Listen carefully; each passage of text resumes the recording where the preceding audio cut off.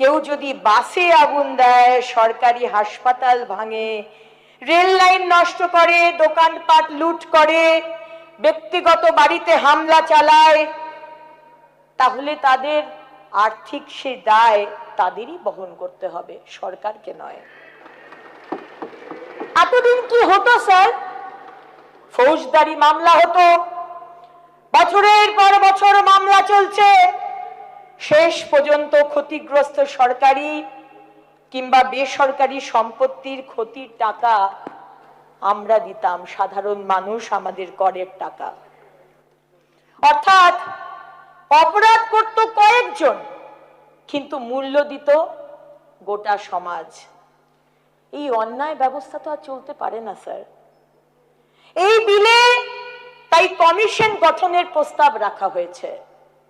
এই কমিশন বিচার করবে কত টাকার ক্ষতি হয়েছে, কারা দায়ী এবং কার কাছ থেকে সেই ক্ষতিপূরণ আদায় করা হবে।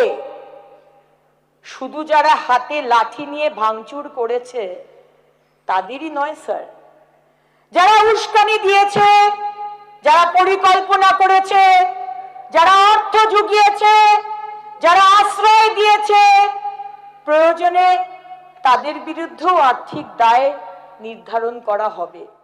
বিধানসভায় পাশ হয়ে গেল গুন্ডা দমন বিল। আজকে বিল পেশ হয়েছিল এবং তারপর রুদ্ধদ্বার কক্ষে ভোটাভুটি হয় এবং তারপর সেই ভোটাভুটিতে পাশ হয়ে গেল। পক্ষে পড়েছে 176টি ভোট, বিপক্ষে পড়েছে 41টি ভোট।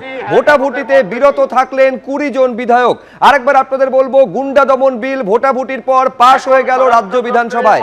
এই গুন্ডা দমন বিলের পক্ষে ভোট দিয়েছেন 176 জন, বিপক্ষে ভোট দিয়েছেন 41 জন এবং ভোটাভুটিতে বিরত থেকেছেন 20 জন বিধায়ক।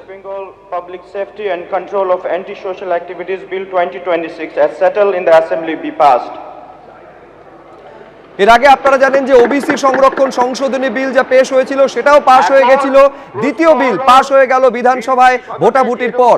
গুন্ডা দমন বিলের পক্ষে পড়েছে 176টি ভোট, বিপক্ষে পড়েছে 41টি ভোট, 41টি ভোট বিপক্ষে পড়েছে এবং ভোটাভুটিতে বিরত থেকেছেন 20 জন বিধায়ক। যে সকল সদস্য এই মতের বিপক্ষে তারা অনুগ্রহ করে না বলুন।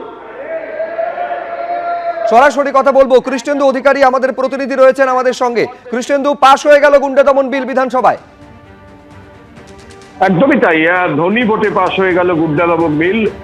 176 জন বিলের পক্ষে আজকে ভোট দিয়েছেন এবং 41 জন তারা বিরুদ্ধে দিয়েছেন এবং 20 জন তারা অ্যাবস্টেইন করেছেন, অর্থাৎ ভোটদানে তারা বিরত থেকেছেন। 176 জন পক্ষে ভোট দিয়েছেন, 41 জন বিরুদ্ধে ভোট দিয়েছেন এবং অ্যাবস্টেইন করেছেন 20 জন, অর্থাৎ ভোটদানে বিরত থেকেছেন। অর্থাৎ যে গুন্ডা দমন বিল আজকে মুখ্যমন্ত্রী দপ্তর থেকে চালু করার প্রস্তাব দেওয়া হয়েছিল এবং সেই বিলের উপর আলোচনা হয় দীর্ঘক্ষণ ধরে এবং সেই আলোচনার পর অবশেষে ভোটাভুটি হয় এবং ভোটাভুটির পর যেহেতু দেখা যাচ্ছে সংখ্যাগরিষ্ঠ বিধায়করা তারা এই বিলের পক্ষে ভোট দিয়েছেন এবং বিলের পক্ষে ভোট দেওয়ার ফলে এই বিল পাস হয়ে গেল। এবিপি আনন্দ, এগিয়ে থাকে, এগিয়ে রাখে।